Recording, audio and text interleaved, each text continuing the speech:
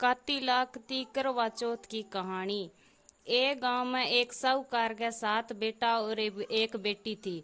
सेठानी सातों बहुआ और बेटी सहित कृष्णा चौथ को करवा चौथ का व्रत किया। उस लड़की के भाई हमेशा अपनी बहन के साथ भोजन करते थे। उस दिन भी भाइयों ने बहन को भोजन के लिए बोला। तब बहन बोली, भैया आज मेरा करवा चौथ का व्रत है, इसलिए चांद उगेगा जब खाना खाऊंगी। भाइयों ने सोचा कि बहन भूखी रहेगी, इसलिए एक भाई दिया लिया और एक भाई ने चलने लेकर पहाड़ी पर चढ़ गए। दिया जलाकर चालनी से ढक कर कहा, बहन चांद उग गया है, अर्घ दे लो और खाना खा लो। तब बहन ने भाभियों से आकर कहा कि भाभी चांद देख लो। तब भाभी बोली कि भाई जी ये तो चांद तुम्हारे लिए उगा है, तुम ही देख लो, हमारा चांद तो रात को दिखेगा। बहन अकेली ही खाना खाने बैठ गई।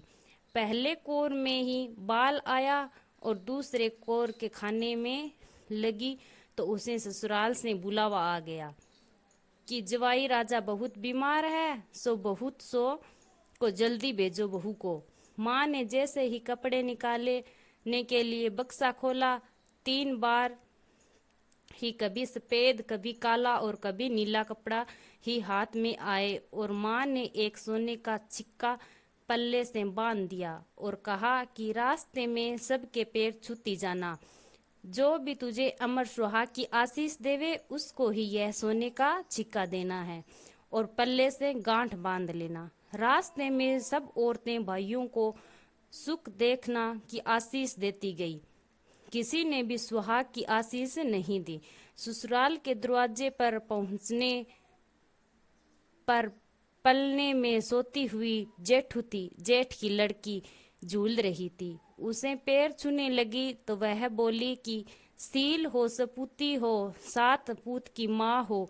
यह वाक्य सुनते ही उसने जल्दी से सोने का सिक्का निकाल कर उसे दे दिया और पल्ले से गांठ बांध ली। अंदर गई तो पति मरा पड़ा था। बहू ने अपने मरे हुए पति को जलाने के लिए नहीं ले जाने दिया और बोली कि मेरे लिए एक अलग से झोंपड़ी बनवा दो और वहीं अपने मरे हुए पति को लेकर रहने लगी। रोज सासू बच्ची खुशी ठंडी बासी रोटी दासी के साथ भेज देती और कहती, जा मुर्दा सेवन को रोटी दे आ। थोड़े दिन बाद माँ की तिल चौथ आई और बोली, करवा पिला तू करवा पिला, भाइयों की प्यारी करवा ले, दिन में चांद दिखाने वाली करवा पिला। जब वो बोली कि हे चौथ माता, मेरा उजड़ा हुआ सुहाग तो आपको ही बनाना पड़ेगा, मेरे पति को जिंदा ही करना पड़ेगा, मुझे मेरी गलती का पश्चाताप है, मैं आपसे माफी मांगती हूँ। तब चौथ माता बोली, मेरे से बड़ी बैसाख की चौथ है, वो चौथ आएगी मुझे सुहाग देगी तुझे। इसी तरह बैसाख की चौथ आई और उसने कहा कि भादवे की चौथ तुझे सुहाग देगी।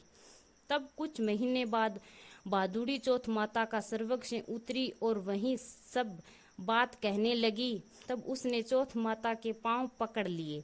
चौथ माता बोली कि तेरे ऊपर सबसे बड़ी कार्तिकी की चौथ करवा चौथ माता है, वही नाराज हुई है, इसीलिए तू उसके पैर मत छोड़ना, वही तेरे सुहाग को अमर कर सकती है।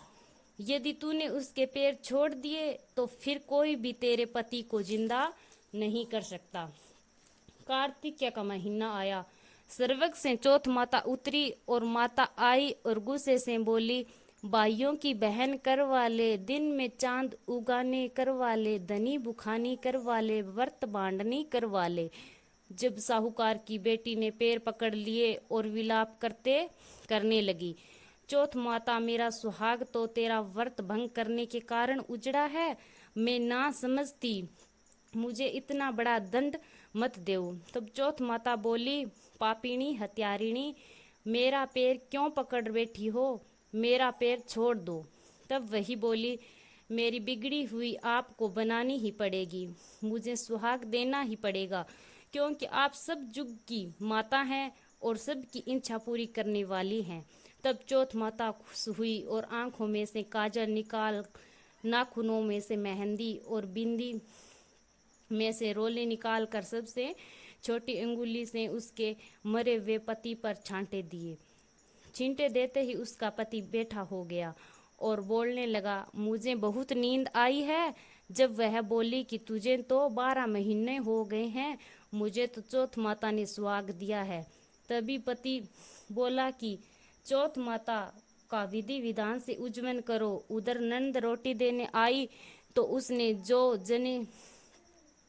2 जनों के बोलने की आवाज सुनी और अपनी माँ को जाकर बोली कि माँ, भाभी तो पता नहीं किस से बातें कर रही है। तब सासू ने जाकर देखा तो बहू और बेटा दोनों झीम रहे और चौपड़ पासा खेल रहे। देखकर वह बहुत खुश हुई और पूछने लगी, वैसे ये कैसे हुआ? बहू बोली कि सब मुझे मेरी चौथ माता ने दिया है। और सासू माँ के पैर छूने लगी और सासू ने अमर सुहाग को आशीष दी, लेकिन बोली कि पूरे नगर वासियों को यह बात कैसे सच लगेगी। तब बहू बोली कि यदि उल्टा करवा फेर देंगे तो यह वापस मर जाएंगे और सीधा करवा फेर देंगे तो वापस जीवित रह जाएंगे। तब पूरे नगर में ढिंडोरा पिटवा दिया और सब कोई देखने आवे। सीधा करवा फेरते ही उसका पति जिंदा हो गया और दूर खड़े वे पति पत्नी का गठबंधन जुड़ गया और सब चौथ माता का चमत्कार मानने लगे। चौथ माता का व्रत पुरुष की पत्नी, बेटे की माँ सभी को करना चाहिए। 13 चौथ करनी चाहिए। हे चौथ माता, जैसा साहूकार की बेटी का सुहाग उजाड़ा वैसा ही किसी का नहीं उजाड़ना। जैसा वापस उसका पति जीवित किया वैसे ही सभी का करना। कहने को, सुनने वाले को, हुंकारा भरने वाले को सभी की मनोकामना पूरी करना। हे मंगल करनी, दुख हरनी चौथ माता की जय हो।